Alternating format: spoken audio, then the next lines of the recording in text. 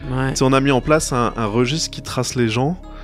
On sait pas qu'est-ce qui peut arriver dans le futur. On sait pas qu'est-ce qui peut arriver. Si t'as si t'as un génocide qui est commis par un pays qui occupe et que tu lui donnes les clés en main de où se trouvent les gens, qu'est-ce qu'ils ont fait et qu'elle veut cibler un type de groupe, elle a directement l'information pour aller les chercher. What's up tout le monde, ici votre animateur Jer Alain, j'espère que ça va bien, j'espère que vous avez passé une magnifique semaine. Juste avant que vous écoutez l'épisode de cette semaine, juste dire encore une fois un énorme merci au professeur Sébastien Gams d'être venu au What's Up Podcast, puis aussi un énorme merci à tout le soutien que nous donnent nos commanditaires qui est procafetière.ca et les cafetières Bellucci. Fait que si vous voulez vous pogner une machine à café, je vous encourage de choisir une Bellucci. Ce sont d'excellentes machines à café et ils sont super belles en plus. Puis en plus, ils nous donnent vraiment un énorme soutien pour que je puisse continuer à faire ce beau podcast-là. Fait que si vous voulez les remercier, choisissez une cafetière Bellucci. Puis si vous le faites, faites affaire avec procafetière.ca parce que c'est eux autres les experts en café. Ils s'occupent de tout qu'est-ce qui a rapport avec le café. Puis en plus, ils supportent des projets artistiques locaux dont moi. Fait que si vous voulez les remercier, eux autres aussi, allez voir qu'est-ce qu'ils font ou sinon allez au procafetière.ca. Fait que encore une fois un énorme merci. Et si vous voulez m'encourager plus sur une note personnelle, vous pouvez toujours devenir membre au patreon.com/whatsuppodcast. Ça vous permet de voir tous les podcasts d'avance, pas besoin d'attendre qu'ils sortent un mois dans un ordre chronologique sur ma chaîne YouTube. Puis en plus c'est pas cher, c'est 3-4 piastres. Pour vous autres ça fait pas grand chose, puis pour moi ça fait énormément toute la différence. Fait que sinon si vous voulez m'encourager gratuitement, vous pouvez juste vous abonner à ma chaîne, laissez un petit thumbs up, écrivez un petit commentaire positif, parlez-en à votre entourage si vous trouvez que c'est important, si vous aimez le contenu que je fais, n'hésitez jamais à en parler à votre entourage, ça va me faire super plaisir, puis ça va énormément m'aider. Donc sur ça, je vous souhaite une excellente semaine et un bon podcast. Merci beaucoup tout le monde, on se revoit la semaine prochaine, ciao!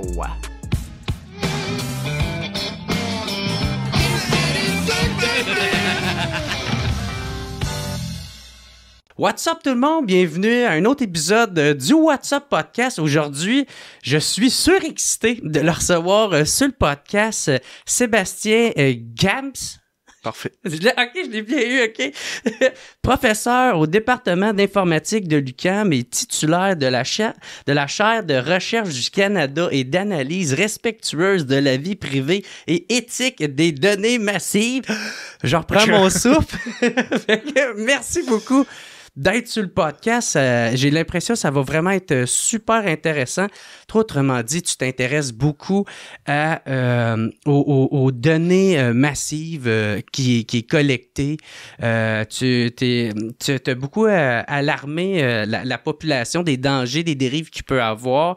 Tu as fait des sorties d'une conférence, dans des articles de journaux. Puis je trouve que c'est un domaine qui est super intéressant, mais qui reste encore une fois extrêmement mystérieux. Tu sais, on ne sait pas trop qu'est-ce qui se passe avec ça. On a l'impression que c'est anodin la collecte de données. Ils vont me cibler des publicités. Tu sais, qu'est-ce qu'il y a de grave là-dedans? Mais au contraire, il y a vraiment un gros intérêt à ce que c'est ça, on porte plus d'intérêt à ça. Fait que d'un, merci beaucoup d'être au podcast, d'avoir accepté. Merci beaucoup pour l'invitation. C'est super apprécié. Et comme je disais, c'est mon premier podcast, donc merci de me faire un baptême. C'est parfait, je suis bien heureux de ça. Tu vois, je suis bien sympathique. En tout cas, c'est ça que le monde dit. Tu as fait une conférence qui s'appelle Tous traqués. Puis, dans le fond, c'est ça, tu veux alerter un peu le monde et conscientiser plus le monde à ça, aux collectes de données massives qui se passent. Fait que, je te laisse un peu introduire, c'était quoi cette conférence-là? Ouais, donc l'idée, c'était de, comme tu disais, sensibiliser. En fait, nos données sont collectées de plein de façons différentes. Et donc, c'était sensibiliser un peu comment on pouvait collecter ces données-là et quels étaient les risques pour les personnes et aussi quels peuvent être les moyens de protection. Donc en fait, le terme données massives, peut-être je peux revenir sur le Le titre, disons que ça fait référence au fait que depuis une dizaine, quinzaine d'années, on est capable d'aller chercher des données en grande quantité et très diversifiées sur les personnes. Donc les exemples, par exemple les gens qui ont un bracelet de Fitbit qui prend leur rythme cardiaque. Les montres, là, ouais. Donc ça, c'est des choses qui datent d'il y a 10-15 ans. Donc on est capable d'aller chercher les signaux physiologiques des personnes. On a toutes les choses où les gens naviguent sur Internet, mais on a aussi, quand quelqu'un prend le métro à la STM, il y a une trace que physiquement, il est rentré à tel endroit dans le système de transport. Donc on est capable de les géolocaliser. Si les gens ont des assistants personnels comme Alexa à la maison, tout ce qu'ils disent dans leur maison peut être capturé aussi. Il y a toutes les caméras connectées aussi dans les espaces publics. Donc les données massives, en fait, ça montre aussi qu'on est capable de capturer de ces gros volumes de données sur les personnes. Puis faire un profil de profil extrêmement détaillé. Ouais. Extrêmement détaillé. Puis là, c'est là qu'on va pouvoir jouer sur certaines cartes, certaines... c'est ça, favoriser, mettons, certains partis ou vouloir influencer quelqu'un. Ou, fait que c'est ça qui est dangereux là-dedans. Ben, est-ce qu'on peut, mettons, est-ce qu'on pourrait dire qui collecte ces données-là? Tu sais, qui est derrière ça? Parce qu'on dit comme, ils peuvent avoir ça, mais c'est qui ils? En général, ça va être des compagnies privées. Des compagnies privées avec qui on va faire... donc si je prends l'exemple d'Internet, qui est le cas classique, souvent on va ouvrir un compte sur une certaine plateforme, donc par exemple Meta ou d'autres, qui vont commencer à collecter les données. Donc souvent...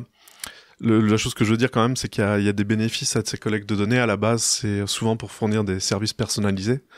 Donc on nous dit que ces données nous permettent par exemple de faire des recommandations sur les restaurants qui nous intéressent, des amis potentiels, ou alors si on va acheter en ligne sur des choses qui sont vraiment pertinentes pour nous. Mais je dirais que à côté de ces promesses-là, il y a tous les risques de dérive. Donc souvent, c'est des compagnies privées, soit des grands acteurs, donc on parle parfois des GAFAM, donc Google, Apple, Facebook, Amazon, Meta, Microsoft, qui eux ont créé beaucoup de façons de collecter les données. Donc Google, par exemple, a commencé comme un moteur de recherche, mais au fur et à mesure des années, il a acheté beaucoup de compagnies, dont des compagnies qui font des thermostats intelligents, des compagnies qui font des satellites, des compagnies qui font toutes sortes d'objets physiques qui vont collecter des données et qui vont contribuer à nourrir le profil que font. Donc souvent, comme Google, la source de monétisation de ces données, ça va être la publicité ciblée. Mais après, il y a beaucoup de risques de dérive si les données sont utilisées dans d'autres contextes. Donc, au départ, c'est souvent des compagnies privées qui collectent ces données. Je dirais que les compagnies les plus problématiques, c'est ce qu'on appelle les courtiers de données, ou en anglais les data brokers. Donc, c'est des compagnies qui rachètent des données sur des profils de personnes et qui... puis ils vont les vendre, ou ils vont trouver des entreprises à qui les vendre. Ils vont acheter plusieurs sources de données. Assez souvent, c'est pas très clair quelles sont leurs sources, donc ça peut être des données qui ont fuité ou qui sont vendues sur le dark web, qui vont agréger ensemble, puis ils vont revendre ça à d'autres compagnies. Ah ouais. Donc souvent, les courtiers de données, l'exemple que je donne, c'est prenez n'importe quelle compagnie privée en général dans le monde, vous lui dites je t'offre un espace publicitaire à la place des arts pour vanter ton produit. La plupart vont être d'accord, mais les courtiers de données ont tendance à être vraiment sous le radar des législateurs et la plupart des gens savent même pas qu'est-ce que c'est un courtier de données ou qu'est-ce que ça fait. Fait qu'ils opèrent dans l'ombre, dans le fond. C'est ça. Et souvent, je pense que leur objectif, c'est d'être dans l'ombre pour pas qu'on leur pose trop de questions sur où viennent leurs données. Est-ce que c'est des données légalement ou un client avait consenti à une entreprise qu'elle soit revendue, ou est-ce que c'est des données qui ont été monétisées ou obtenues d'autres sources. Et donc, l'enjeu donc ces courtiers de données, ils vont faciliter l'agrégation et je dirais le mouvement de données personnelles sans contrôle des utilisateurs ou même des autorités de protection des données. Ouais. Parce qu'il y a un genre de flou là en ce moment. Tu sais, c'est pas illégal, mais c'est pas légal. Souvent, je pense que c'est pas légal, mais comme ça reste sous le radar. Ok. Donc encore une fois, je pense que souvent c'est les journalistes d'investigation qui vont faire un super boulot de mettre en lumière ces choses-là. Qui mettent le spotlight dessus. Là. Okay. Et donc, on parlait des enjeux donc les données, je dirais le risque le plus bénin, c'est que je connais ton profil, je sais ce qui t'intéresse, puis je t'envoie une pub ciblée pour que tu achètes un produit. Ouais, c'est ça. Mais après, ça peut aller beaucoup plus loin, donc ça peut aller à l'usurpation d'identité. On est au Québec, je pense que tout le monde a entendu parler de Desjardins, où un scientifique de données dans l'entreprise a fait fuiter les données et les a revendus, je pense, à des courtiers immobiliers et d'autres personnes. Quelqu'un de mal intentionné, un employé. Donc après, ça peut amener à des cas où les gens se retrouvent... donc quelqu'un fait un prêt à la place d'une personne en utilisant ses données personnelles, et donc là, toi, tu peux te retrouver à devoir prouver que c'est pas toi qui a fait ce prêt-là, ou qui a fait telle action. Parfois, il y a de l'usurpation d'identité aussi sur tout ce qui est bénéfice social. Donc parfois, les gens ont droit à des bénéfices sociaux et le savent pas. Il y a des usurpations d'identité. Je pense que pendant la pandémie, il y avait aussi avec le revenu d'urgence qui avait été mis en place. En ce moment, il y a des actions en cours où l'Agence du revenu du Canada essaye de récupérer des sommes qui ont été acquises de manière frauduleuse par usurpation d'identité. Donc ça, c'est un impact très fort. Souvent, les gens payent beaucoup d'argent en frais d'avocat et en démarches pour prouver que c'est pas eux qui ont fait telle action. Il y a des gens qui ont de la détresse psychologique. Mais c'est ça le problème, c'est que le fardeau de la preuve repose sur la victime. Souvent, et c'est non ça. sur... Tu sais, parce qu'en Angleterre, me semble, j'avais lu de quoi qu'eux autres, ils avaient passé une loi comme la responsabilité est à la banque de prouver, mettons, que la victime a fait exprès de laisser ses comptes ouverts ou de... Tu sais, fait que... Puis là... Mais souvent, les banques vont dire aux clients, attention, ne partagez pas votre login et mot de passe, faites attention aux usurpations d'identité. Donc, je pense que dans le cas des fraudes bancaires... souvent, la banque va couvrir jusqu'à un certain montant, mais pas plus d'un certain montant. Mais par exemple, dans le cas des bénéfices sociaux ou dans le cas de l'assurance, c'est pas clair que, effectivement, souvent, c'est la victime qui a le fardeau de la preuve. Ouais, ben c'est parce que, tu sais, c'est ça, je pense que, là, je voulais m'en aller, c'est qu'en Angleterre, il me semble, c'est là, tu sais, ils ont forcé les banques, dans le fond, c'est ça que la responsabilité est sur les banques.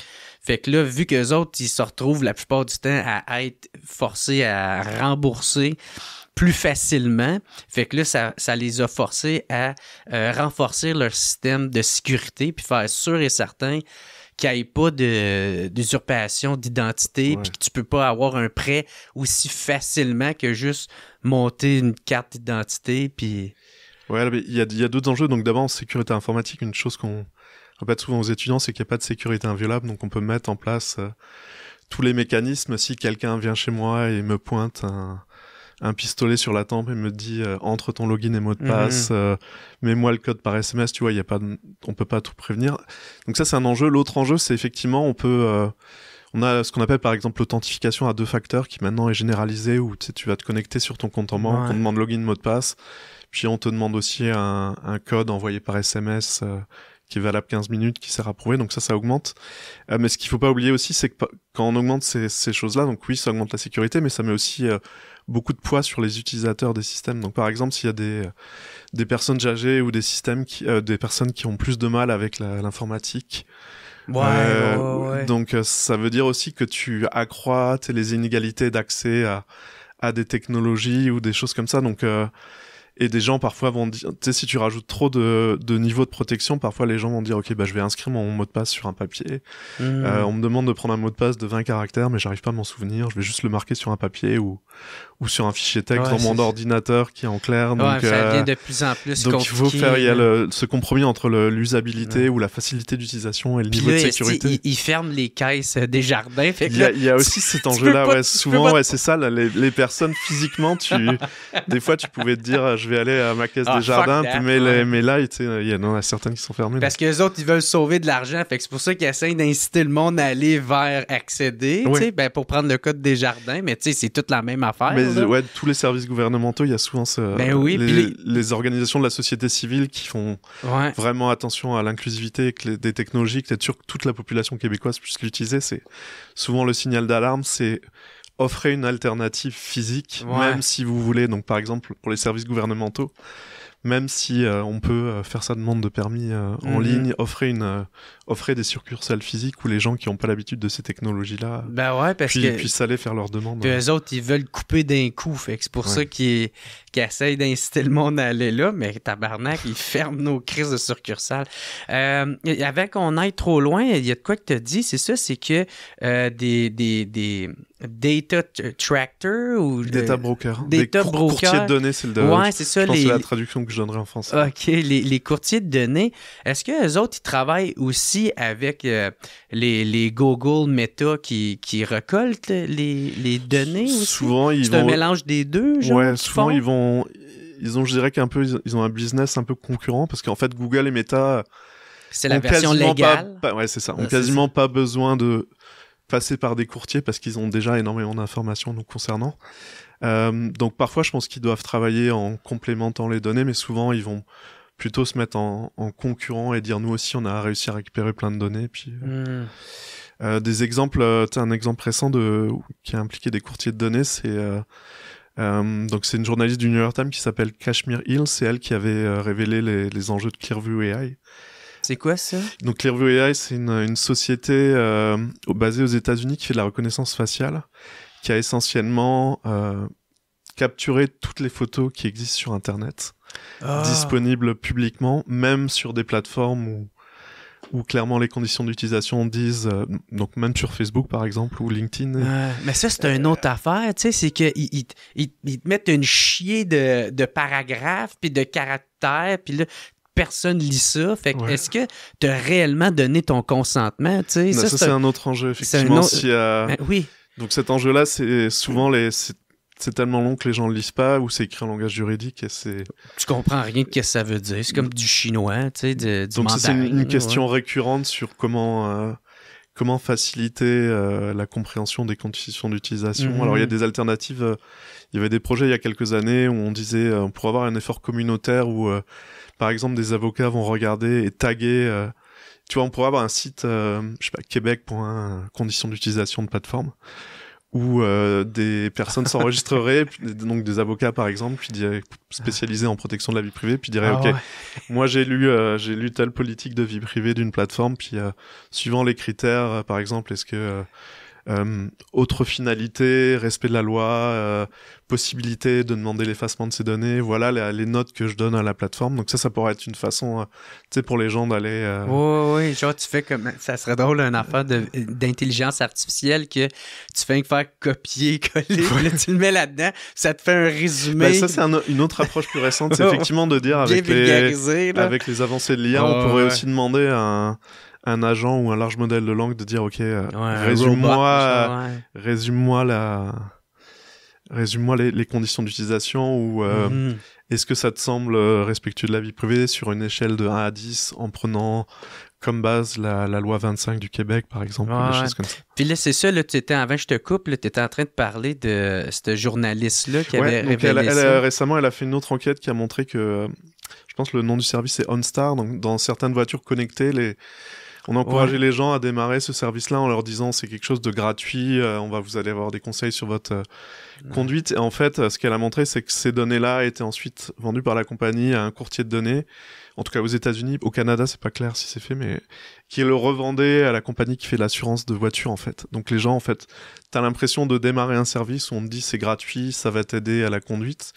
Puis en fait, toutes les données capturées de ta conduite passent par un courtier de données, sont revendues à la compagnie d'assurance voiture et donc ta prime peut se retrouver à être doublée l'année suivante parce que on estime que tu as une conduite dangereuse et souvent c'est donc c'est ça, s'il n'y avait pas eu cette enquête, je pense que c'était pas transparent du tout là, les gens sauraient pas, peut-être tu peux te dire ok ma prime a augmenté l'année prochaine, peut-être que c'est le cas de tout le monde parce que je sais pas, il y a des enjeux où l'assurance a besoin de récupérer de l'argent suite à des catastrophes ou des choses de toute manière, c'est ça, eux autres ils trouvent tout le temps une nouvelle façon de pouvoir nous crosser là, mais ils parlaient de ça à la télévision que une nouvelle application, tu peux tu t'abonnes, puis si tu conduis bien, ta prime est réduite, mais eux autres, c'est clairement pour enregistrer ton comportement routier.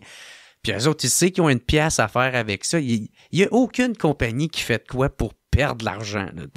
Ils font tout ça parce qu'ils savent qu'ils vont aller gagner de quoi. En plus, les données de mobilité, j'ai travaillé dessus il y a quelques années. En fait, c'est des données... Donc moi, je parle souvent...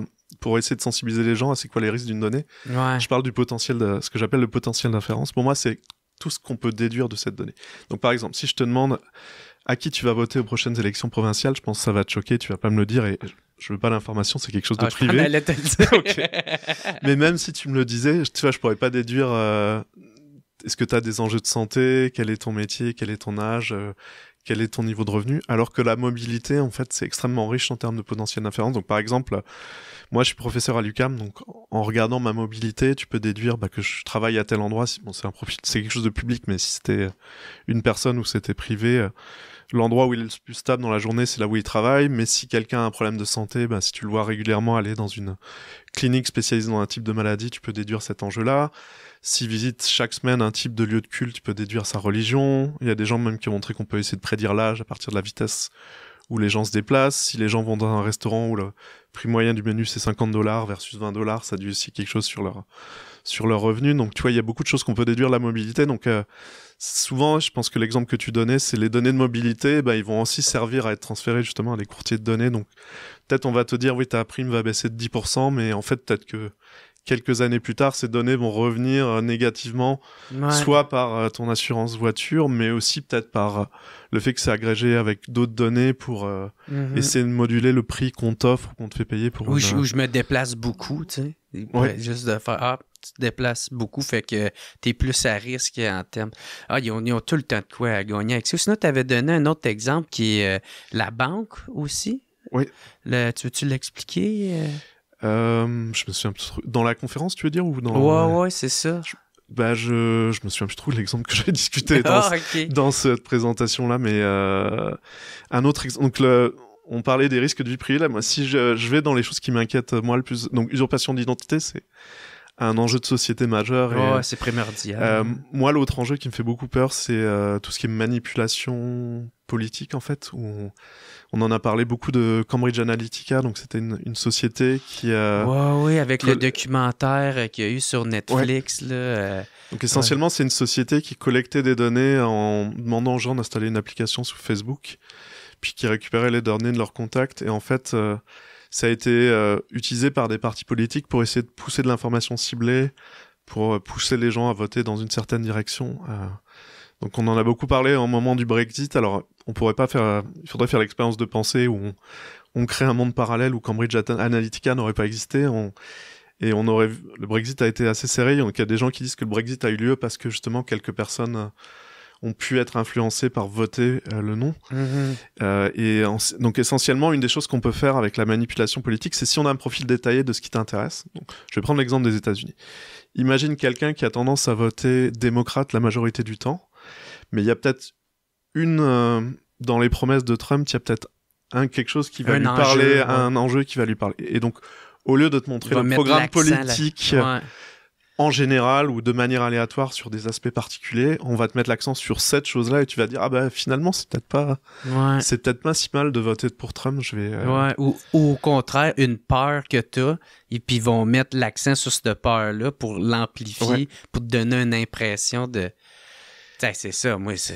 Et il y avait, je peux te donner un autre exemple, il y avait une compagnie qui existait, je pense qu'elle existe plus depuis quelques années, mais qui s'appelait The Spinner, qui était basé à la fois en Russie et en Israël, donc c'était pas très clair légalement, qui proposait en fait de faire de personnaliser l'influence sur des gens pour une personne. Donc ils avaient des campagnes clés en main qui disaient si vous voulez que votre ex revienne ou arrête de fumer ou si vous voulez que elle accepte que vous ayez un chien.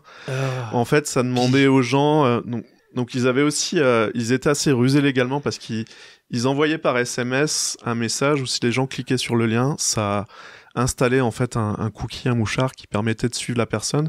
Et ils disaient qu'ils appelaient ça des impressions, qu'ils étaient capables de t'envoyer 180 impressions dans les 3 mois, où essentiellement des impressions, souvent c'était des blogueurs ou des articles de journal qui disaient pourquoi fumer, c'est bon pour la santé. Pour influencer la personne. C'est ça. Et donc ils demandaient à la personne qui voulait influencer l'autre de envoyer ça.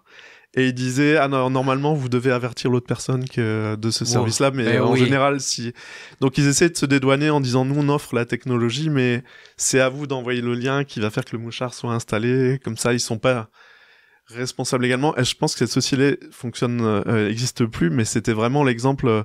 C'est ce qu'on appelle du micro-ciblage en fait. Et vraiment on peut envoyer en fonction de ton profil de l'information qui t'amène à essayer de voter pour un parti politique ou à essayer de changer ton comportement. Donc je sais pas à quel point ça fonctionne pour le le comportement, mais pour les opinions politiques, je pense que ça peut fonctionner. Là, si pendant 3 mois avant les élections, on te fait que te bombarder avec des éléments qui te semblent positifs sur un parti plutôt que tous les autres choses du programme, je pense qu'il y a des gens qui étaient indécis ou, tu sais, à la limite, qui vont être influencés.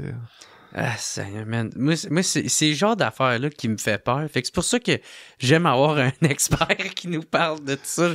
Pour pas qu'on se fasse manipuler. Hey, y a-tu de quoi de plus insultant que de se faire manipuler de même? Puis... Et peut-être pour donner un dernier risque qui me fait très peur, moi, c'est aussi... souvent, en vie privée, les gens disent tu sais, j'ai rien à cacher. Donc, beaucoup de gens vont dire je suis dans le groupe majoritaire. C'est ça.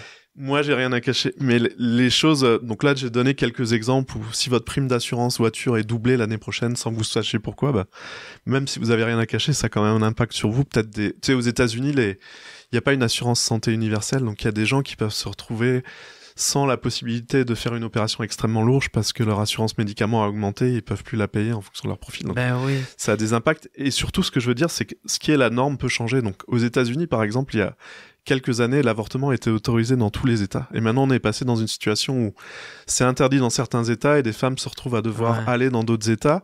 Donc, il y a des États où le service de police, où l'avortement est illégal, a demandé l'accès à des... Donc, on peut installer des applis qui servent à faire le suivi menstruel. Et donc, la police a demandé à avoir accès à ces applications-là pour avoir la géolocalisation des personnes et savoir justement est-ce qu'il y a des femmes qui sont sorties illégalement de cet état pour se faire avorter. Donc, tu vois, là, c'est un exemple où la norme faisait, je pense, toutes les femmes aux États-Unis diraient, auraient pu dire, je dis pas qu'elles diraient ça, moi, j'ai rien à cacher. Mais d'un coup, dans certains États, ça devient illégal, certains comportements, et l'architecture qui était en place, qui collecte ces données, du coup, peut se retourner contre toi, parce que d'un coup, tel groupe de la population est sous surveillance. Oui. Moi, c'est ça l'affaire, c'est que, tu sais, moi, j'aime bien les échecs, tu sais, l'échec et maths, tout ça. Mais il faut que tu réfléchis un peu de même avec ces compagnies-là. Puis c'est ça que j'aime pas avec, moi, c'est pas grave, tu me dis, j'ai rien à cacher. Non. Il faut que tu essaies de prévoir 6 coups d'avance. Qu'est-ce qui pourrait faire en sorte que ça se retourne contre toi? C'est pas parce que t'as rien à te cacher, là, mais c'est qu'à un moment donné, à ton insu, ou c'est ça, ils vont utiliser ton subconscient contre toi. C'est ça, même si t'as rien à cacher, on peut te manipuler, on peut vouloir augmenter ta prime en fonction de ton profil. Tu peux être victime de 3 usurpations d'identité, puis je pense que même si t'as rien à cacher, tu vas le subir. Et peut-être que tu es dans la norme, mais qu'à un moment, tu vas être dans un groupe ciblé. Et c'est ça. Même si toi, t'as rien à cacher, il y a des groupes vulnérables. Tu prends les exemples aux États-Unis où il y a des étudiants de certaines qui ont protesté contre certaines choses qui se retrouvent recherchés par l'immigration. Je suis sûr qu'il y a dû avoir des demandes pour accéder à certaines données capturées sur les compagnies pour dire, tu sais, moi, je recherche telle personne, donnez-moi accès aux données là. Donc, il y a toutes les autres personnes aussi qui peuvent être... Ouais, c'est ça. Jusqu'à temps que ça soit ton tour, puis tu y arrives. Et la dernière chose aussi. Ah, vas-y. Non, désolé, c'est juste pour parler des risques aussi. Mais t'es là pour ça, fait que vas-y. C'est aussi, souvent les gens le réalisent pas, mais la vie privée, pour moi, c'est un prérequis à pas mal de droits, en fait. Donc, imagine si t'es dans une société, en fait, donc les Allemands appellent ça le développement informationnel. Si tu sais que t'es dans une société où t'es surveillé en permanence, les gens vont avoir tendance à se censurer tout seuls, en fait, dans leur comportement. Donc, si on est dans une société où il y a des caméras partout, puis on sait que la norme, c'est... je prends l'exemple, c'est de ne pas traverser quand le feu est rouge, ou de pas faire telle autre action, on va comme... Même si t'aurais voulu éventuellement faire ça pour expérimenter... Ça peut être une société, par exemple, où le cannabis est illégal et tu veux une fois dans ta vie essayer de fumer du cannabis. Tu sais que dans cette société-là, les gens vont se censurer et essayer de rentrer dans le moule, même inconsciemment, parce qu'ils vont avoir peur d'être arrêtés. Donc souvent, en fait, la vie privée, c'est important pour être capable de se développer sans trop de contraintes. Donc évidemment, on est dans une société où il y a des lois pour protéger les autres groupes, mais l'idée, c'est si on est vraiment dans une société où on est surveillé en permanence dans tout ce qu'on fait, on pourra pas expérimenter plein de choses, on sera vraiment obligé de se fondre dans le moule, donc tout ce qui est liberté d'expression, liberté de manifestation, on le fera pas non plus, donc si je suis surveillé, je vais peut-être pas critiquer telle personne politique parce que j'ai peur que ça se retourne contre moi et que je perde mon emploi. Tu sais, tu prends l'exemple aux États-Unis où il pourrait y avoir des professeurs ou des employés fédéraux qui perdent leur emploi parce que ce qu'ils ont dit, on considère que c'est déloyal envers le gouvernement.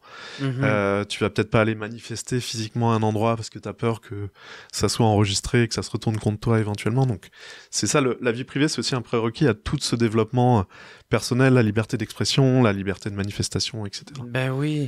Ben oui, puis c'est ça, c'est des enjeux qui sont très importants, c'est crucial même, là, tu sais, pour les fondements d'une société. Tu sais, mettons, quand on le prend à l'époque de Staline, là, tu sais, où ce que dans l'URSS communiste, où ce que il y avait une peur dans la population de parler contre Staline, même si t'étais pas...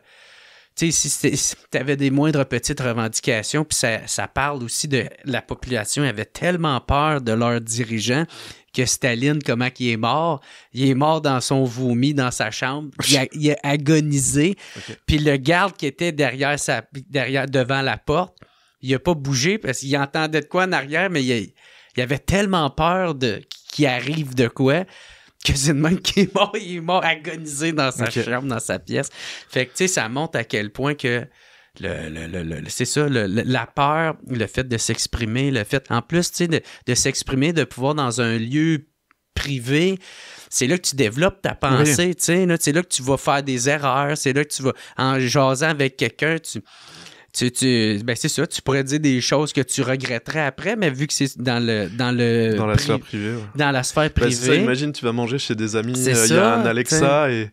Et si les gens commençaient, même dans ce cercle-là, à ne pas pouvoir discuter, partager leur opinion, de peur d'être tracé. Ben oui, c'est ça. Fait que c'est épouvantable. Tu sais, on a tout à gagner à garder nos libertés. Tu sais, c'est ça, comme tu dis, liberté, le droit à la vie privée, puis la liberté d'expression. Je vais y aller avec le prochain. Oui, vas-y. Désolé, j'ai peut-être dérivé sur. Je voulais juste partager. C'est aussi pour. Toujours sensibilisé par rapport à cette phrase, j'ai rien à cacher. C'était juste pour donner des matières à réflexion aux personnes aussi. C'est bien correct. Tu as aussi co-signé, dans le fond, une lettre dans le journal de Montréal qui parlait de l'identité numérique en 2022. J'invite le monde à aller lire cet article-là qui est quel enjeu et quel risque. Ça a été écrit en 2022.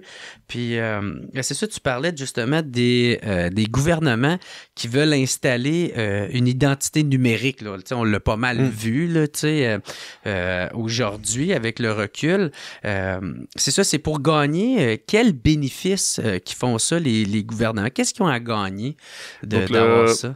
Je dirais le principal bénéfice de l'identité numérique, ça serait justement d'éviter des formes d'usurpation d'identité.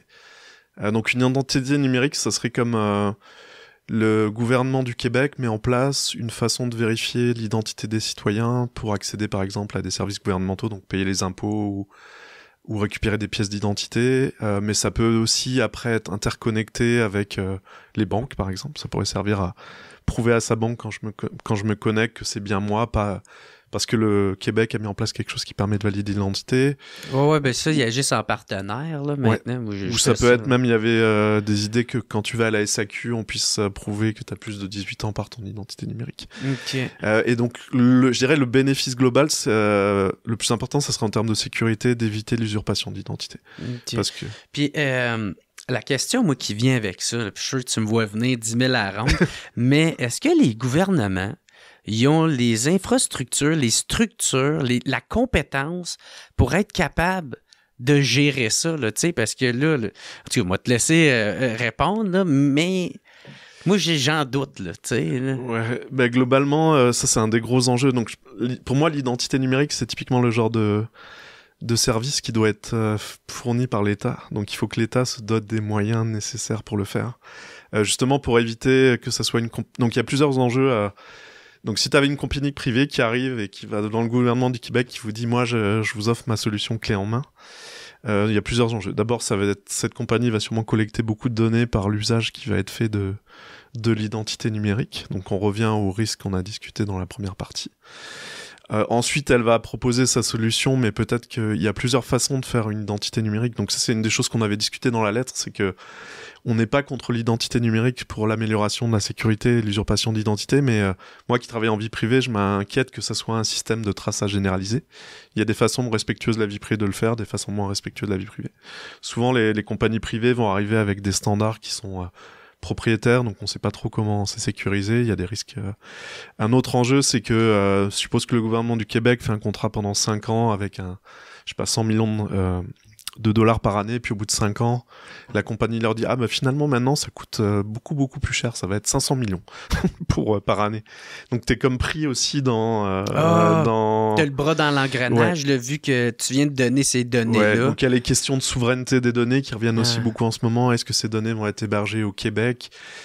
Souvent, elles sont hébergées aux États-Unis. États-Unis, parce que c'est Amazon, dans le fond, avec leur serveur. Ouais. Donc, il y a le Cloud Act qui permet au gouvernement, au service secret américain de demander accès à ces données sans que les clients soient avertis. Donc, il y a des enjeux de... Sécurité nationale. Ouais. Ben ouais, parce que là, gars, il s'est passé ça à l'hiver 2025, une guerre commerciale entre les États-Unis et le Canada, quand on était persuadé que c'était des alliés. Tu sais, il a fallu qu'il arrive ça pour qu'on réalise, Chris, peut-être on a besoin de plus de souveraineté puis moins de dépendre des États-Unis de façon commerciale. Si tu prends l'exemple de la guerre commerciale, tu sais, je sais pas comment les négociations ont lieu entre les États-Unis ou le Canada en ce moment vont avoir lieu, mais l'information, en fait, c'est du pouvoir dans les négociations. Si t'arrives, si tu sais, au Canada, si je faisais telle mesure tarifaire sur tel produit, je pense que ça va impacter la population parce que j'ai une vision très fine parce que j'ai des profils détaillés. Ben oui. On leur facilite la job. Ouais, c'est ça, où tu peux arriver avec ou alors tu sais, peut-être qu'ils vont être prêts à lâcher telle chose parce que... enfin tu vois, avec si t'arrives avec la connaissance fait que t'arrives avec des avantages informationnels dans les négociations aussi. Donc moi c'est ça qui me fait peur aussi, mais c'est ça là, tu sais, tu parlais justement de le traçage systémique, tu sais, qui est un risque pour la vie privée, tu sais, qui dans le fond qui est un peu qu'est-ce que tu disais tout à l'heure. Donc ce qu'il faudrait éviter, c'est vraiment qu'à chaque fois que j'utilise mon identité numérique, il y ait une trace dans un répertoire centralisé.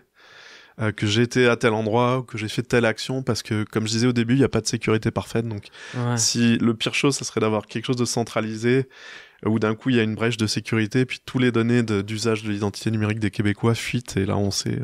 Parce que ça arrivait souvent, là, tu sais, moi j'ai demandé à ChatGPT, tu sais, si les données québécoises ont déjà été compromises, tu sais, puis tabarnak, il m'en a sorti plein, là, tu sais, la MTQ en 2014, la RAMQ en 2019, Revenu Québec en 2019, la CCQ en 2023, puis là j'en ai nommé juste 4, là, tu sais, puis il y en avait plein.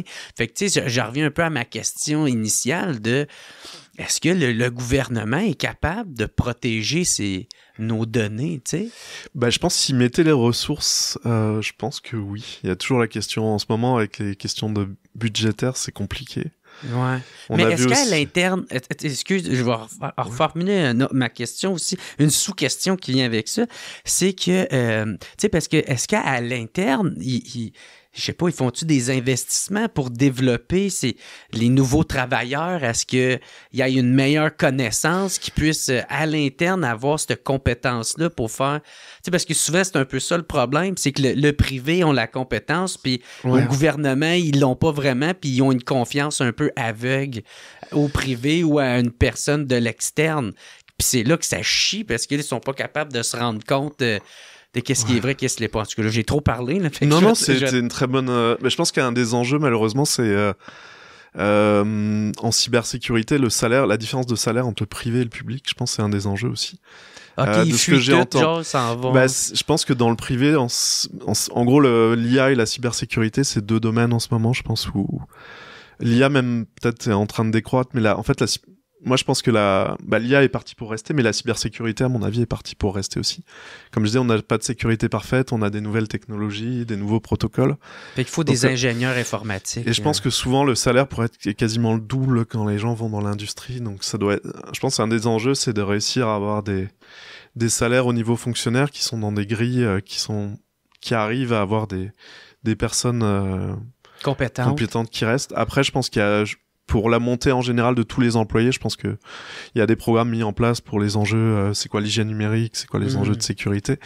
Mais je pense qu'un des enjeux que j'entends moi, c'est aussi que souvent les gens restent pas très longtemps dans les ministères, comme le ministère de la cybersécurité numérique, parfois, souvent, même à cause des questions de salaire, ils vont être là-bas pendant 1 an, puis il y a une boîte privée qui vont leur offrir le double du salaire. Donc ça, c'est un des enjeux. Malheureusement, je sais pas comment... Faudrait faire comme le gouvernement il a parlé pour les médecins. Tu sais, on te paye tes études, mais tu nous dois 5 ans. Peut-être que ça pourrait être ça. Parce que, tu sais, dans le fond, c'est un peu ça qui va être l'avenir. Là. En tout cas, moi, j'ai l'impression, parce que, tu sais, comme je te parlais, tu sais, moi, il y a le livre de Luc Ferry, là, tu sais, sur l'intelligence artificielle, où ce qui parle, ça, des avancées technologiques, où ce que, dans le fond, l'ouvrier va être de peu à peu remplacé par la robotisation puis l'automatisation. Fait que dans le puis qu'est-ce qui va être plus recherché, ça va être des compétences informatiques, c'est ça, des ingénieurs informatiques qui comprennent ça, ces domaines-là, le cryptage, les programmes, qui est super complexe, tu sais. J'ai l'impression. Ouais. Ouais, ben sur l'IA, il y a beaucoup de discussions. Alors peut-être les ouvriers, effectivement, ça risque d'être remplacé certains par des robots, mais il y a d'autres métiers comme les services où au début j'entendais des gens qui disaient tel métier dans les services va être remplacé par une IA. En ce moment, les discussions sont plus quelles tâches ennuyantes peuvent être remplacées par une IA et comment éventuellement on peut augmenter le potentiel de travail des personnes. Donc c'est sûr qu'il y a des grandes transformations, je pense, par l'IA. La question à quel point on perd je pense que la balance de perte d'emplois versus création de nouveaux emplois ou transformation d'emplois, je pense qu'elle est pas si drastique que on entendait il y a 6-7 ans par exemple. Dans les domaines ouvriers, c'est peut-être différent. Effectivement, si c'est des robots vraiment qui remplacent des ouvriers dans des usines, il y a peut-être... Donc il y a toute la question, je pense aussi, la grosse question, c'est aussi comment on permet aux gens de faire une transition avec de la formation. C'est-à-dire, si tu travailles dans une usine, puis du jour au lendemain, on te dit « Désolé, vous êtes renvoyé, il y a un robot qui vous remplace », c'est sûr que c'est pas une transition harmonieuse et il va y avoir... une révolte. Une révolte ou des révoltes de plusieurs manières. On sortit leur fourche. ou des grèves, des choses...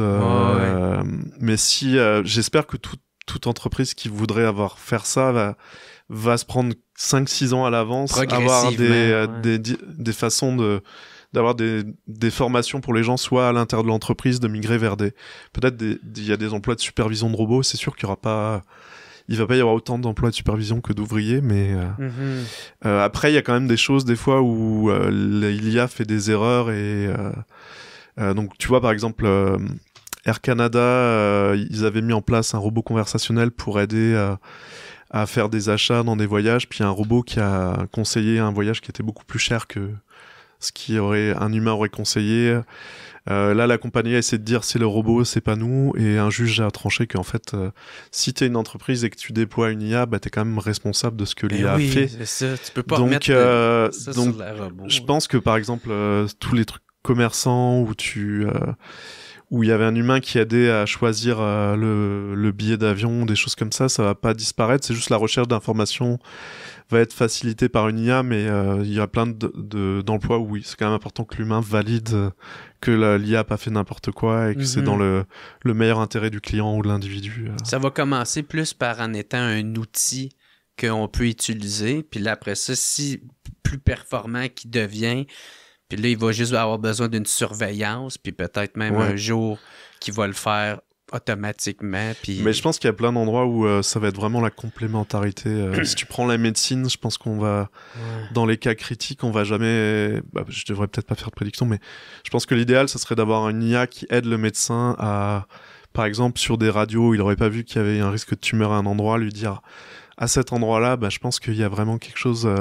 Donc pas d'enlever le médecin et que ce soit l'IA qui dise « Toi, il n'y a pas de problème. » Vraiment, c'est ça, comme un outil qui arrive où ce que l'IA fait, d'après les 200 000 recherches que j'ai faites en 0.2 secondes, dans genre 1% des cas, il pouvait avoir trace de cancer, telle affaire. Fait que là, le médecin sait que, peut-être, on va essayer ça, il faut le prévenir d'avance ou de... Même là, à un autre endroit, je pense où l'IA va pas remplacer l'humain, c'est les avocats.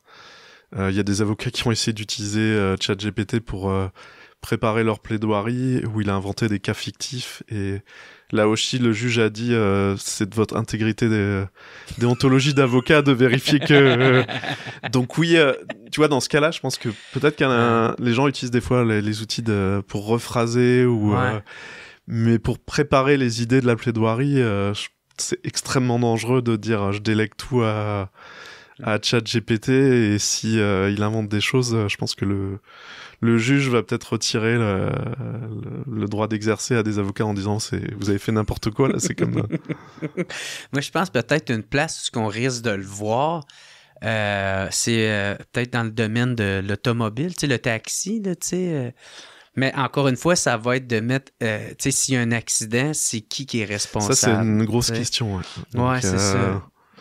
Pour l'instant, légalement, sur la durée, je sais pas s'il y a des réponses claires. Donc, aux États-Unis, il y a certaines villes où il y a des projets pilotes. Là, Je pense que j'ai pas tout suivi dans les projets pilotes, mais souvent, je pense que les compagnies ont dit nous, on prend en charge les dommages et intérêts s'il y en a, parce que eux, ils veulent que la technologie... ils veulent développer ça. Là. Donc, ils disent, OK, on prend les risques financiers en charge, mais si jamais ça se généralise, je sais pas si... Il va sûrement y avoir des lois qui vont encadrer ça. Ça serait surprenant que les compagnies disent j'ai vendu le produit, puis c'est pas moi qui est responsable. S'il y a genre 1000 accidents de telle voiture connectée en un mois, je pense pas que le législateur va dire que si la compagnie dit c'est pas mon problème, c'est les clients, à mon avis, il va pas donner raison. Là, ce sera sûrement des procès sur le long terme. Mais... Moi, en tout cas, j'espère pas, moi non plus. T'avais parlé aussi la centralisation des données, puis un risque politique sans contrôle démocratique. Ça revient au risque de surveillance. Donc, tu vois, on est dans une démocratie, mais suppose qu'il y a un service d'identité numérique qui est mis en place, mais qui a été fait sans chercher de minimiser. En gros, en vie privée, un principe qu'on aime bien, c'est la minimisation des données. Donc, essayer de collecter que les données nécessaires pour un service. Donc, ce qu'il faudrait éviter en identité numérique, ce que je disais tout à l'heure, c'est ce registre centralisé où toutes les actions qu'on fait avec notre identité sont centralisées. Et puis, si un jour elle fuite, on se retrouve avec des usurpations d'identité. Mais l'autre risque aussi, c'est, on pourrait dire, OK, on crée une identité numérique, on essaye de mettre des garde-fous au départ légaux, mais qu'est-ce qui nous dit que il y a des pays, tu sais, où dans 20 ans, il y a comme petit à petit, on va vers une dictature, puis à un moment, la personne au pouvoir dit moi j'aimerais bien ceux qui sont dans le parti politique en opposition, j'aimerais bien savoir où ils étaient, ce qu'ils ont fait. C'est tout le temps de même qui commence. Là. Donc c'est ça. Une fois qu'on a mis, les gens parlent parfois d'effet cliquet en fait. Une fois qu'on a mis en place une technologie qui collecte beaucoup de données et que les gens se sont habitués.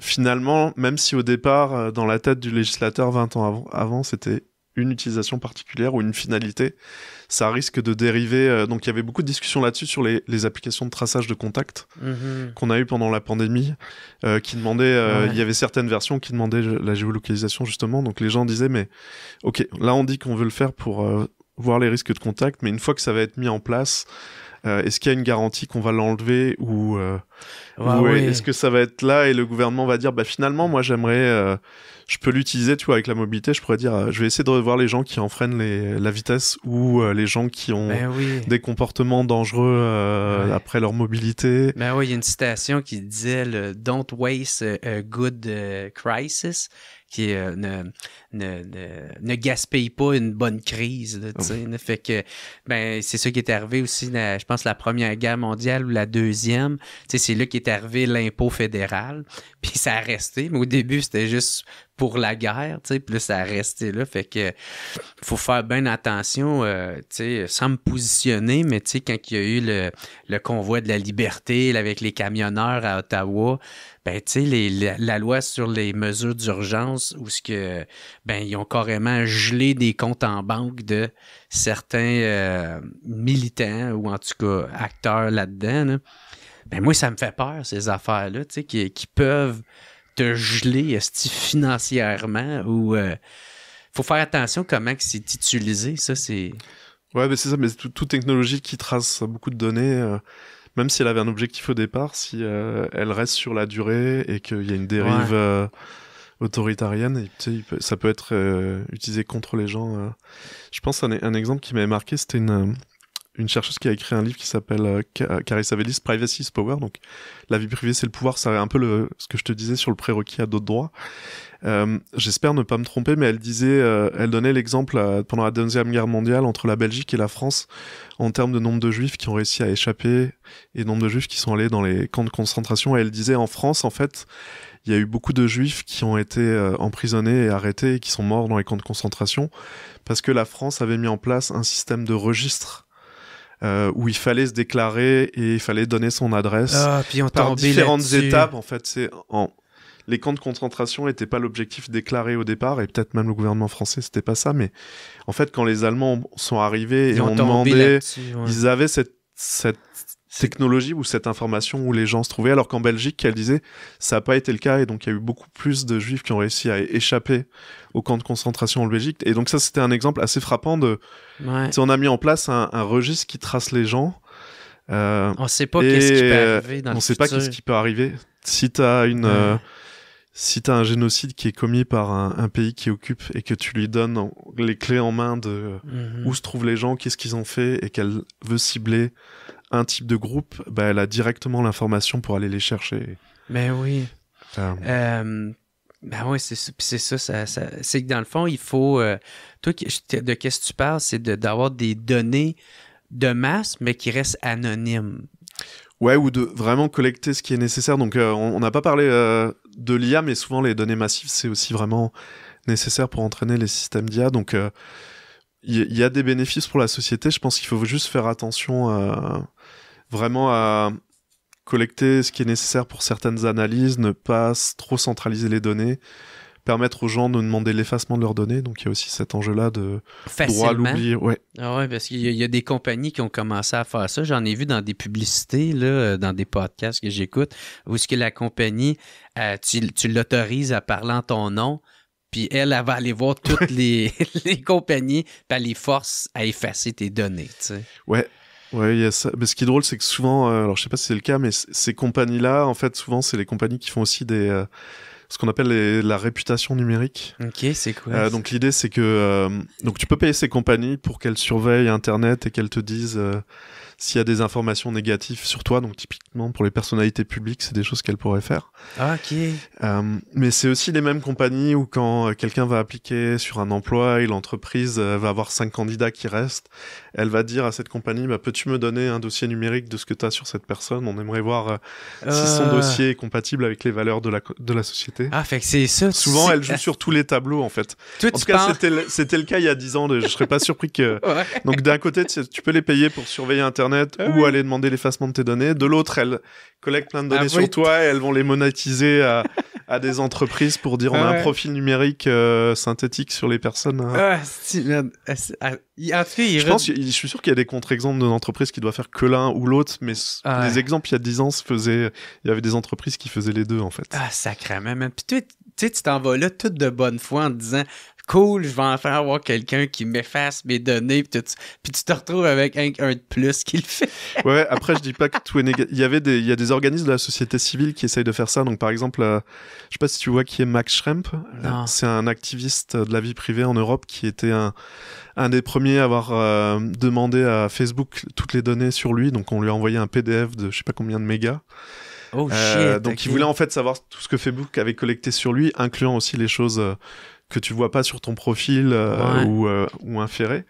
Et en fait, lui, il a créé un organisme à but non lucratif qui s'appelle None of Your Business, en fait, qui aide aussi Donc, si jamais tu demandes à une entreprise quelles sont les données qu'elles ont sur toi ou qu'elles refusent, tu leur dis effacez les données que vous avez sur moi. En fait, il te fournit des exemples de lettres type avec écrit pour avec les attaquer. C'est ça, donc genre quelque chose qui fait référence à la loi 25 où tu sais, ça te facilite. T'as juste essentiellement à signer à la fin. Parce que là, ça t'aide à faire ça aide à faire les démarches en fait. Parce que c'est ça, parce que là il y a préjudice vu que il y a eu un recours qui a été donc souvent l'autorité de la commission d'accès à l'information peut aussi jouer ce rôle-là, mais ça aide aussi. Tu sais, au lieu que tu passes des heures et des heures à essayer de si toi t'es pas juriste, tu sais peut-être pas comment formuler cette lettre, mais ça aide.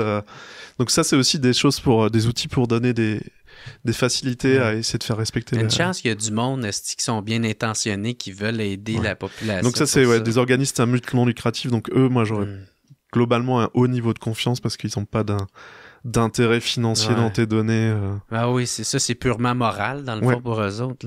Là. Le gouvernement du Québec a parlé de peut-être éventuellement vendre les données médicales, parce que nous autres, avec la RAMQ, c'est tout centralisé, là, c'est tout, ils ont toutes plein de données sur nous autres. Puis aussi, il y avait nos données fiscales qui parlaient de vendre à des compagnies privées. Toi, qu'est-ce que tu penses de ça? Moi, je dirais qu'il faut éviter pour les risques qu'on disait au début où ça peut être utilisé pour changer notre assurance médicaments. Ou, globalement, l'enjeu des données médicales en ce moment, c'est un enjeu important, c'est de faciliter l'accès aux chercheurs dans le domaine public. Donc, une des choses, je pense, qui est vraiment important, et je vois plein d'initiatives intéressantes qui arrivent où on permet aux chercheurs dans le domaine public d'avoir accès à des plus grandes quantités de données donc souvent, quand tu veux trouver des liens entre des profils et des maladies rares ou entraîner des modèles à faire des prédictions sur des risques de santé de personnes, c'est bien d'avoir des grosses quantités de données. Mais y a-tu moyen de faire ça sans que ça n'en devienne commercial? Puis je pense que oui, il faut faire attention aux garde-fous. Donc typiquement, dire on va vendre des données pharmaceutiques ou des compagnies privées, c'est très mauvais. Mais si on met en place des mécanismes qui permettent aux chercheurs publics d'avoir plus facilement accès avec un contrôle ou des données anonymisées, ça, je pense que c'est... OK, parce que là, tu sais, celui qui parlait de ça, c'était, je pense, en 2021, c'était le ministre Éric Kerr, qu'aujourd'hui, il a perdu sa job, puis bon, tabarnak. Mais, c'est ça, lui, il disait que ça vendre les données à des big pharma, là, les données médicales du Québec, c'était une mine d'or, puis qu'on ne devait pas se priver pour ça. Puis il dit que ça pouvait être bien fait, tu sais, mais moi, pour vrai, j'ai zéro confiance en ce gars-là, puis ça clique, nous a prouvé en quel point il était incompétent, là, ce gars-là. Fait que, est-ce que c'est vrai que ça pourrait être bien fait de vendre ça à des compagnies privées? Je pense que c'est une mauvaise idée dans tous les cas, les compagnies privées. Comme je disais, moi, je pense l'enjeu à des chercheurs dans le public, mais en plus, c'était en 2021, en ce moment, on parle de souveraineté des données. Ouais. Un homme politique qui dirait on va vendre nos données à une compagnie privée externe... En ce moment, je pense pas que ça... Enfin, pour d'autres enjeux là de souveraineté des données, je pense que c'est... Donc je pense que c'est une mauvaise idée à cause des risques qu'on discutait au début. Par contre, de mettre en place des mécanismes qui facilitent à des chercheurs dans le public, au Québec, d'avoir accès à des grandes masses de données pour aider les chercheurs, puis que ça soit pas à des points de vue commerciaux. Donc je pense, je suis pas un spécialiste de ça, mais je pense que la question parfois, c'est aussi la gestion des conflits d'intérêts quand tu as des chercheurs qui sont à la fois dans le public, mais à la fois dans le privé. Dans le privé, quelques jours par semaine, ou qui ont des contrats. Tout ça, c'est une grosse question aussi à bien gérer, mais vendre juste à des compagnies privées externes, je pense que c'est une mauvaise idée globalement, à cause de tous les risques qu'on disait là. Je suis content de t'entendre me le confirmer, parce que c'est pas mal l'impression que j'avais de ça, là. Moi, j'ai une autre question pour toi qui est, dans le fond, tu sais, parce que là, on va demander au gouvernement de pouvoir mieux nous protéger, tu sais, nos données, tout ça, mais en même temps, le gouvernement a tout à gagner de garder ces données-là ou d'avoir ces données-là pour avoir un certain contrôle de la population, tu sais. Fait que, est-ce qu'on peut faire confiance au gouvernement, tu sais, même si ça va à l'encontre de leurs intérêts, tu sais, de bien nous protéger? Je pense que le mot-clé, c'est la transparence. Donc, c'est ce que je dis sur l'identité numérique. C'est une chose qui revenait aussi beaucoup dans les consultations et les discussions. Il faudrait que le système soit ouvert, donc le code et le protocole de sécurité qui est mis en place puissent être audités par des experts en sécurité. Et globalement, ça permettrait de vérifier qu'il y ait une minimisation des données et des choses comme ça. Donc... je pense qu'il y a quand même dans des gouvernements démocratiques, j'ai quand même l'espoir que, tu vois, avec les risques d'usurpation d'identité, des choses comme ça, certains hommes politiques puissent se dire, ok, il y a des enjeux pour les citoyens, et nous, en tant que gouvernement, on veut mettre une solution qui augmente la sécurité et l'identité numérique, mais qui fait ça de manière à minimiser les risques de vie privée pour les citoyens. Donc, fait que ça s'enlignerait vers la bonne voie. Tout dépend si le gouvernement veut faire ça ou pas, mais oui, ça serait possible. Donc c'est ça, et comme je disais, là, si on fait pas ça, même si le gouvernement est bien intentionné maintenant, une fois qu'on a mis le système de traçage généralisé, il suffit qu'il y ait une dérive autoritarienne, et là, on a donné les clés pour surveiller tous les opposants et suivre toute la population. Parce que, tu sais, c'est ça, moi, ça me fait un peu peur, tu sais, comme ma tante avec, si on prend l'exemple de la Chine, tu sais, avec le code social, la cote sociale, qui est, dans le fond, qui est extrême. C'est un épisode de Black Mirror, là, tu sais, là, moi, j'en ai souvent parlé dans mes podcasts, puis c'est pour du monde que je connais qui sont allés visiter en Chine, mais c'est exactement ça. Il y a un système de traçage facial avec ton code social, tu sais, ta cote sociale. Puis ça te donne accès aussi à savoir, dans le fond, si tu es un bon citoyen ou pas. Fait que si tu donnes du sang, si tu en donnes pas. Puis ça peut te donner aussi accès à des meilleurs systèmes financiers, là, avoir un meilleur prêt à la banque. Ça serait épouvantable. Là, ça, c'est clair. Mais ça, c'est exactement l'exemple que je disais de quand tu es dans une société sur surveillance, tu te censures ou tu fais des choses de manière à fond dans la... Donc par exemple, tu vois, comme tu donnais l'exemple de donner du sang, je serais pas surpris qu'en Chine, je sais pas, il y a beaucoup plus de gens qui donnent leur sang qu'au Canada, mais c'est parce que les gens doivent savoir que si tu donnes ton sang ou si tu aides une vieille dame à traverser dans la rue, ou ça donne des bons points, donc les gens savent que telle chose est... donc ça, effectivement, ça c'est un risque... si on avait vraiment le fait d'accéder ou pas à des ressources qui dépendent d'un score social, ça serait...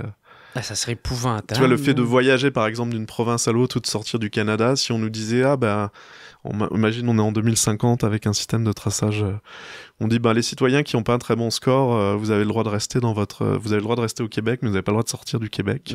Ou vous avez le droit de rester juste dans cette zone-là du Québec et de pas bouger de choses au pire, on vous expulse, vous allez vers le nord.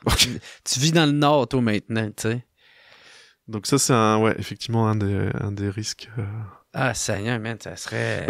sans parler du fait qu'il y a aussi... les systèmes d'IA, ils font des erreurs. Donc souvent, par exemple, la reconnaissance faciale, c'est entraîné sur beaucoup des grosses bases de données où il y a beaucoup de visages d'hommes blancs, et c'est connu pour faire des erreurs sur des femmes ou sur la population afro-américaine. Donc il y a des gens qui se retrouvent interpellés systématiquement par la police parce que sur tel groupe de la population, le système fait beaucoup d'erreurs, puis on le confond avec quelqu'un qui est un suspect dans la banque.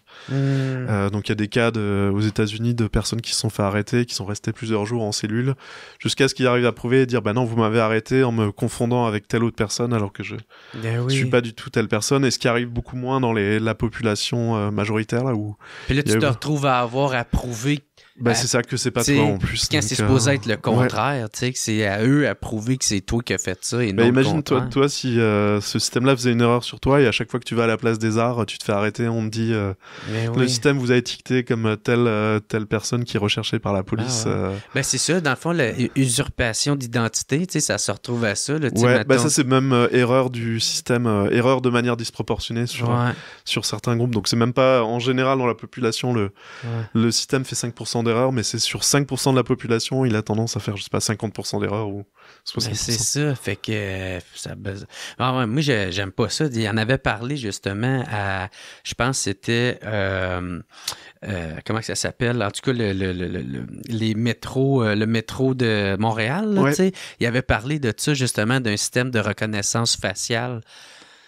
Toi, t'entends ça, qu'est-ce que tu penses de ça? Moi, man, ça me fait peur. Moi, je veux rien savoir de ça. Ça m'enlève le goût de prendre le métro. Moi aussi, ça me fait peur. Alors, dans ce cas-là, je pense que au moins, ce qui s'est passé, c'est que ça a été fait. On parlait de transparence tout à l'heure, donc du peu que j'ai suivi de cette affaire, c'est le supermarché Métro avait averti la commission d'accès à l'information en disant qu'elle mettait en place ce système-là. Je sais pas si c'était un projet pilote, je pense, pour le supermarché. Donc au moins elle l'a pas caché, elle l'a déclaré, et la commission, je pense, a dit non, c'est illégal, c'est comme disproportionné d'utiliser cette technologie-là pour... je pense que ce qu'ils faisaient, c'est que si une personne avait déjà été arrêtée en vol à l'étalage, ils le rentraient dans leur base, et si elle rentrait dans un autre supermarché Métro, il y avait comme une alerte qui disait au gardien, quand la personne va sortir, allez le chercher. Ou aller vérifier qu'elle a payé. Donc ça me paraît disproportionné, mais au moins dans ce cas-là, je pense que l'entreprise a été transparente sur le fait qu'elle a testé cette technologie-là. L'autorité lui a dit non, c'est pas légal. Donc au moins, Tu sais, il pourrait y avoir des centres commerciaux au Québec ou des magasins où ce type de choses est utilisé et la compagnie l'a même pas déclaré parce qu'il y a une compagnie qui lui a dit moi j'ai un système de reconnaissance faciale. Et un autre exemple, c'est tout à l'heure on parlait de Clearview. Malheureusement en ce moment il y a comme un alignement entre ces technologies de surveillance et le gouvernement Trump. Donc dans un contexte où Trump veut arrêter les personnes qui sont rentrées illégalement dans le pays. Et de l'autre côté, tu as une compagnie qui dit, nous, on a collecté tous les visages d'Internet et donnez-nous un visage, on va vous donner l'identité. C'est comme, c'est comme le mariage, malheureusement. C'est triste, mais c'est le mariage parfait où la technologie de surveillance va être utilisée par... les policiers vont arrêter quelqu'un aux États-Unis, je serais pas surpris qu'il y ait un deal qui soit déjà fait ou Clearview est utilisé pour dire voilà, donnez-moi la photo, je vais vous dire quelle est la personne que vous avez arrêtée. Puis c'est ça que tu veux mettre en garde justement, ça quand il y a une technologie où ce qui est combiné, c'est la technologie combinée. Donc c'est ça, sous Biden, je pense que le Clearview était pas mal, enfin en tout cas c'était pas les autorités...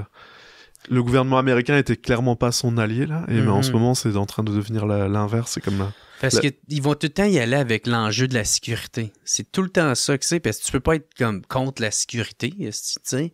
Mais par exemple, encore comme je disais d'habitude tout à l'heure, c'est comme les échecs. Il faut t'essayer de prévoir 5 coups d'avance de s'il y a une dérive ou comment que ça peut être utilisé, ça, tu sais. Fait qu'il faut extrêmement faire attention à ça, puis pas tout de suite tomber dans le piège de mais là c'est pour empêcher l'immigration illégale, avoir des enjeux de sécurité, ceux qui volent, ceux qui font du vol à l'étalage. Oui, au départ c'est ça, mais ça peut carrément partir sur une si on prend les exemples de femmes qui sont arrêtées parce qu'elles sont sorties de l'État pour qui faire avorter, t'es allé vraiment. Ben oui.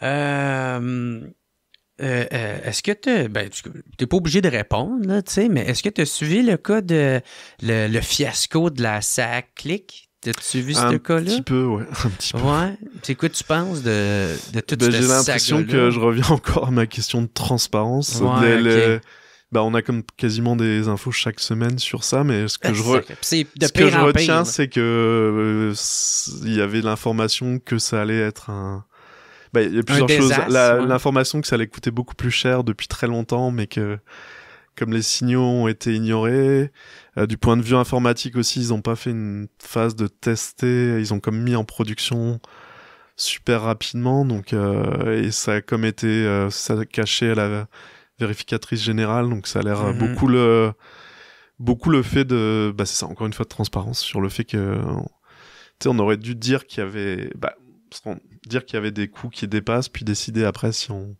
va de l'avant ou pas, puis prendre le temps, je pense. Oui, puis d'habitude, ils font ça, c'est un échantillonnage. Ils l'essayent dans une petite... c'est ça que j'aurais fait, c'est ça, un projet pilote. On aurait pu dire, on prend quelques quartiers ou quelques petites villes, par exemple, puis on teste ça. Ouais, c'est ça. Puis qu'est-ce que tu penses du prix que ça a coûté? Tu sais, toi qui est un peu dans ce domaine-là, ça... T'sais, parce que nous autres, c'est rendu juste un chiffre. Ouais. C'est tellement gros que ça... OK, tu sais, fait que... ça me paraît disproportionné. Après, moi, j'ai des collègues à mon département qui sont en génie logiciel, là, donc je pense que souvent, ce que j'entends, c'est ce genre de projet, c'était pareil avec Phoenix, où c'est un autre de paiement... Je pense que les gouvernements réalisent pas le coût de ces gros projets informationnels ou d'infrastructures numériques, et ont tendance souvent à avoir des budgets qui sont très bas, et après les budgets explosent.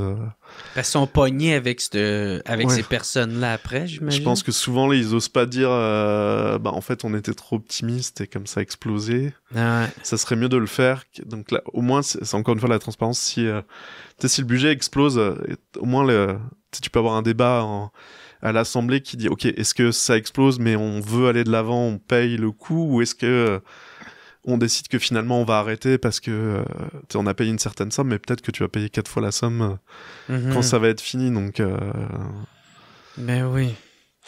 On a pas mal tout parlé. Tu sais, je sais pas si tu suis ça, tu sais, les fraudes, tu sais, parce que maintenant, je sais pas si on peut en parler, là, tu sais, parce que maintenant, c'est de plus en plus, les fraudes sont de plus en plus sophistiquées, tu sais, comment qu'ils font ces fraudeurs-là pour être de plus en plus, c'est ça, technologique dans ces fraudes-là.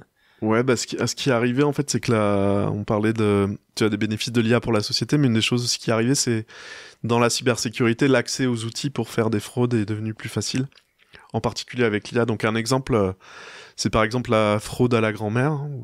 L'hameçonnage, un peu. Où essentiellement, il suffit de quelques secondes de qu'une personne parle. Et après, il y a des outils d'IA qui sont capables de synthétiser une voix. Oui, c'est ça, la reconnaissance vocale. Donc, tu vois, la fraude à la grand-mère, il y a 10 ans, quand t'avais un humain qui essayait de prendre la voix de quelqu'un d'autre, ça marchait pas beaucoup. Mais là, ça devient bluffant, là, en fait, la qualité, je dirais, de la synthèse vocale qu'on peut faire. On voit ça avec tous les hyper-trucages. Donc ça, et ces outils-là, en fait, il n'y a plus besoin d'être un spécialiste de l'apprentissage machine pour installer un outil où c'est des outils presque clés en main. Juste avoir une bonne base. Ouais, tu récupères 10 secondes de ce que quelqu'un a dit en ligne, un outil qui est gratuit ou qu'on peut acheter pour quelques dollars, et puis tu es capable de faire une fraude. Maintenant, il y a en plus, c'est ça le fait de faire de hameçonnage ciblé. Donc tu peux utiliser des outils comme les larges modèles de langue ou en IA, je sais pas si tu as eu des gens qui t'en ont parlé, mais là, ce qui va arriver, c'est ce qu'on appelle les agents, en fait. Donc le fait donc ChatGPT, en fait, c'est essentiellement je parle avec lui en lui posant des questions et la qualité des réponses est bluffante, mais il n'y a pas vraiment une compréhension fine. Mais l'étape suivante, c'est... mais ça reste quelque chose de statique, dans le sens où je lui parle, mais il fait pas quelque chose pour moi. La prochaine étape, et je pense Yoshua Bengio et d'autres chercheurs soulèvent les risques de ça, c'est que les agents. Donc on a déjà donc OpenAI qui fait ChatGPT offre aussi la possibilité d'avoir un agent qui va... Donc par exemple, le cas d'usage, c'est tu lui dis j'aimerais aller en vacances à tel endroit en juillet, va me chercher sur internet les prix des billets, les hôtels, et puis tu lui dis je voudrais un vacances au soleil, j'ai tel budget, est-ce que tu peux me trouver quelque chose avec, je sais pas, 3 visites de musée, des choses. Il va aller chercher pour toi sur internet, en fait il va faire la recherche, puis il va te quasiment tout faire pour toi, sauf à l'heure actuelle, envoyer un courriel ou payer, ça reste encore un humain qui prend la décision. Ok. Mais j'ai vu je donnais un cours de sécurité informatique là, en maîtrise, ce que je fais tous les hivers, puis dans ce cours-là, il y a une actualité de sécurité où chaque semaine, 2 étudiants présentent une actualité. Et l'actualité maintenant, c'est que les gens utilisent ces agents-là pour faire des fraudes. Donc ce que tu pourrais dire, c'est je veux faire un hameçonnage ciblé sur 1000 patrons de PME au Québec dans tel domaine. Trouve-moi l'information qu'il y a sur eux disponible sur internet, rédige-moi un courriel qui font qu'ils vont mordre à ce hameçonnage, donc vraiment un courriel qui est personnalisé, on parlait des profils tout à l'heure en fonction de leur profil, et donc au lieu que ça soit le même courriel qui est envoyé à ces 1000 personnes-là, ça va vraiment être, on va dire, Géraldin, d'après ce que j'ai vu, il faut vraiment que tu payes telle chose, tu vois, donc tu peux utiliser ces outils-là pour automatiser une grosse partie de... Avant, tu sais, un humain devait aller chercher... Donc, ça pouvait être fait avant par un humain, mais ça prenait du temps. Il faut aller chercher sur Internet, taper le nom de la personne, regarder les différentes sources. Là, il y avait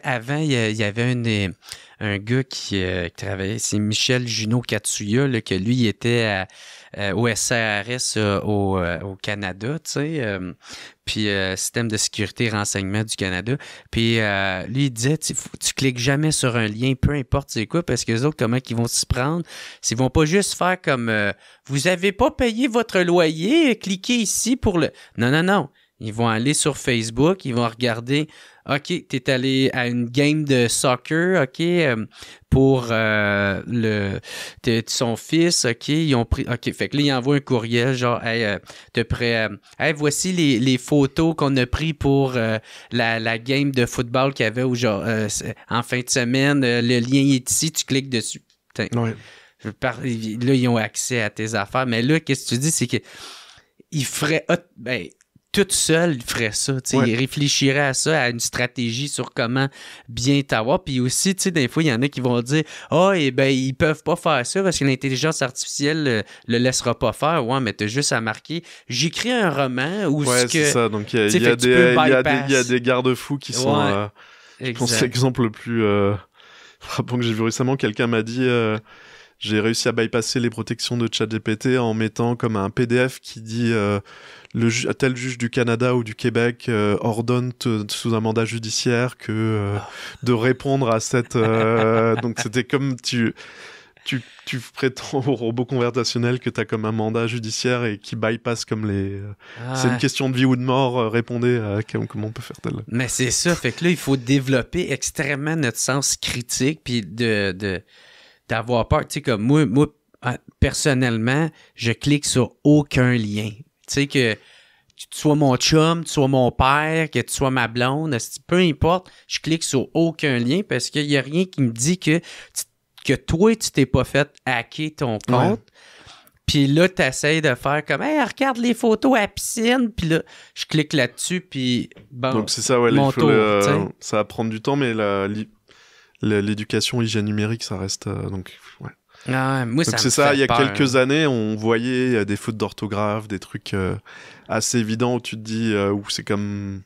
quand c'est pas personnalisé du tout, en fait, je pense à les gens maintenant sont globalement si on dit je suis l'héritière d'un magnat africain, j'ai 10 000 $, je pense que la plupart des gens vont être conscients et vont pas cliquer là-dessus, mais si c'est vraiment ciblé d'après vous, en plus les courriels, on peut facilement créer un courriel qui semble venir d'une certaine adresse, donc on pourrait dire ah bah telle personne, je vois qu'elle est amie avec telle autre personne, je vais créer un courriel forgé d'après son profil, puis qui semble venir d'un de ses amis. Là, c'est comme... moi, c'était drôle, en tout cas. Là, j'ai arrêté de faire ça, là, mais moi, quand quelqu'un il m'envoyait un courriel, puis je pensais moindrement que c'était un fraudeur, mais je l'envoyais chier. Je l'envoyais chier immédiatement. Fait qu'il y a sûrement des compagnies qui voulaient faire affaire avec moi qui se sont fait envoyer chier.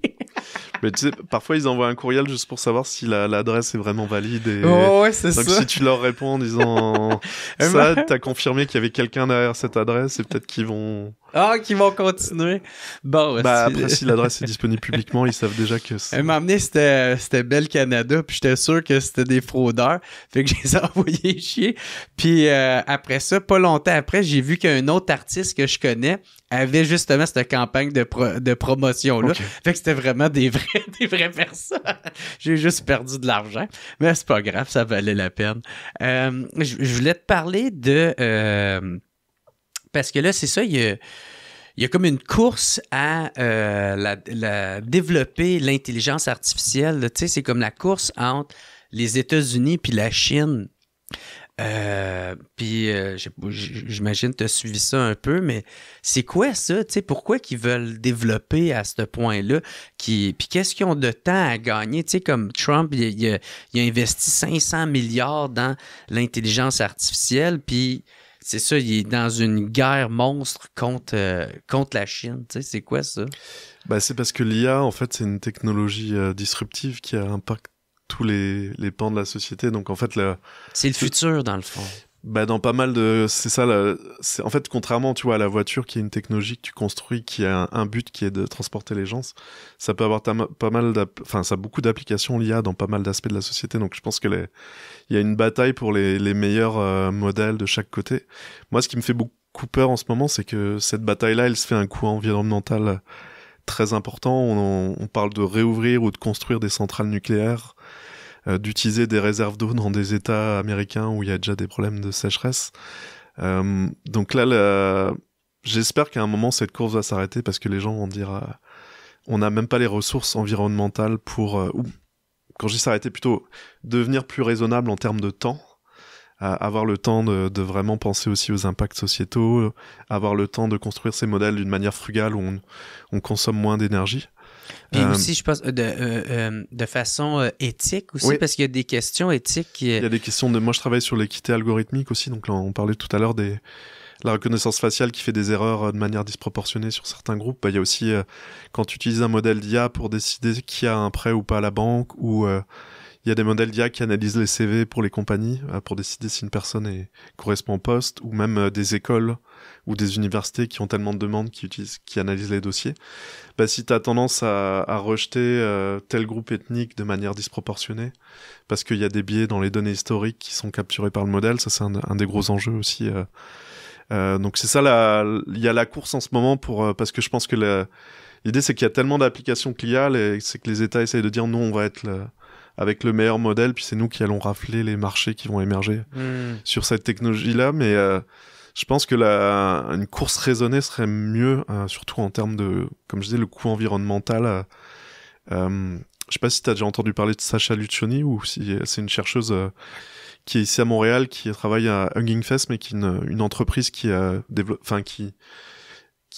met des modèles ouverts de machine learning et qui s'intéresse beaucoup à mesurer le coût environnemental des modèles. Et je reviens encore à la transparence. Une des données que les compagnies d'IA veulent pas divulguer, c'est combien elles consomment en électricité et en eau. Okay. Parce que c'est des quantités phénoménales.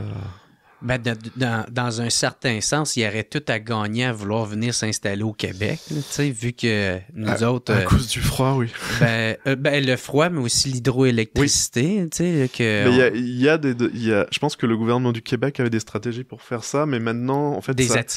Ça a tellement augmenté la demande, à la fois par l'IA, mais par d'autres choses, que le gouvernement est en train de se dire on n'aura pas la capacité de tous les accueillir, ou alors il faut construire des nouveaux barrages qui peuvent avoir des coûts environnementaux énormes aussi. Ouais, c'est ça. Puis là, il n'y en a plus vraiment, là, les gros lacs. Là, on a pas mal fait le tour de ça. Là. OK.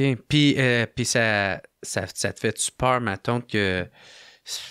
Je sais pas, parce qu'il y a de quoi dans le domaine technologique là, qu'on appelle la double usage, là, qu'on construit de quoi pour le bien collectif, puis finalement, ça en devient un arme. Là, fait que j'imagine qu'il y a ça aussi qui doit te faire peur. Ouais, comme l'IA est comme une technologie disruptive qui a beaucoup d'usages, en fait, c'est clair qu'il peut y avoir des... tu vois, on parlait de ChatGPT tout à l'heure, quelqu'un qui veut construire une bombe... normalement, il y a des garde-fous qui essaient de détecter puis de pas donner l'information, mais tu peux bypasser ça en essayant de formuler la requête d'une certaine manière. Donc ça, c'est un exemple de double usage où on essaye que le système réponde à des questions pour gagner de l'information, mais finalement, il y a des risques de double usage ou d'automatisation d'attaques dont on parlait tout à l'heure, effectivement. Et ça va être... c'est pour ça qu'il y a aussi je pense d'avoir une régulation de l'IA, ça serait quelque chose qui est aussi important. Donc malheureusement avec Trump, je pense qu'il va pas pousser pour une régulation forte de l'IA en ayant peur que ça nuise aux entreprises américaines. Puis ça nuit à l'innovation, là, à la rapidité d'innover. Ouais, mais j'entendais beaucoup ça avec la vie privée, mais en fait c'est quand il y a eu le règlement européen sur la protection des données, les entreprises, je pense que c'était un des textes européens où il y a le plus de lobbying, disaient ça va tuer l'innovation. Mais en fait, ça va pas du tout tuer l'innovation, et je pense que ce qui tue l'innovation, c'est plus l'incertitude. En fait, une fois qu'on a un cadre réglementaire qui dit voici les règles et les garde-fous qu'on met en place qui s'appliquent à tous les acteurs, c'est pour protéger la société et les citoyens, et si tous les acteurs doivent s'y conformer, c'est quand il n'y a pas de règles où certains acteurs vont dire moi je vais me permettre d'aller beaucoup plus loin, trop loin, sans me préoccuper des risques. Là, on a parlé beaucoup d'affaires qui étaient un peu plus négatives, pessimistes. Là. Y a-t-il de quoi, par exemple, de plus positif qu'on pourrait terminer avec ça, tu sais, que dans le fond, que soit dans un avenir plus positif ou les avancées plus positives que ça amène, ces technologies-là. Ouais, donc d'abord, tout ce qui est je reviens à la collecte de données qui était au début, là, où les gens, des fois, sont... quand j'ai fait la conférence Tous traqués, là, j'ai eu 1 ou 2 personnes qui m'ont dit qu'ils étaient traumatisés parce que j'ai donné trop d'exemples de choses négatives. Oui. Non, mais il faut les alerter. Une des choses qu'il faut se rappeler, c'est que les technologies qui captent les données, là, Internet et les objets connectés, d'autres choses, ça reste des technologies faites par les humains, c'est pas des lois de la physique quantique qui ne changeront pas là. Donc on peut toujours... changer les technologies ou repenser l'infrastructure d'Internet. D'ailleurs, Tim Berners-Lee, qui est un des inventeurs du World Wide Web, d'Internet, a des projets plus respectueux de la vie privée et disait en fait Internet, il serait temps de changer un petit peu parce qu'au début, on voulait que ça soit un espace de liberté, mais maintenant, en fait, ça a servi à capter les données. Donc même lui, il dit, en fait, il n'y a rien qui empêche de jeter Internet à la poubelle, ou en tout cas de modifier Internet pour que ça garde des aspects positifs et qu'on essaie de mettre des garde-fous sur les aspects négatifs. Donc ça peut être fait par des régulations qui sont mises à jour. Au Québec, on a eu la loi 25 qui est beaucoup plus protectrice que l'ancienne loi qui existait, qui s'inspire beaucoup de l'Europe, mais qui prend en compte aussi la spécificité québécoise. Donc, par exemple, une des choses qu'il y a dans la nouvelle loi, c'est le fait de, si on viole la loi, d'avoir des amendes qui peuvent aller jusqu'à 2 ou 4% du chiffre d'affaires, ce qui est conséquent pour des compagnies. Avant, c'était 100 000 ou 200 000 dollars, c'était pour Google, c'est une goutte d'eau. En fait, si Google est dans un pays où on lui dit si vous respectez pas la loi, c'est 100 000 dollars d'amende, c'est presque plus l'aspect réputation qui va nuire que l'amende. Donc c'est ça, on peut faire évoluer les technologies, la régulation. Après, les autres aspects positifs, c'est qu'il y a, comme on disait, qu'il y a quand même beaucoup d'usages positifs des données massives. Ça permet de faire des systèmes de prédiction de maladies qui sont beaucoup plus précis parce qu'on a plus de données. Ça peut permettre de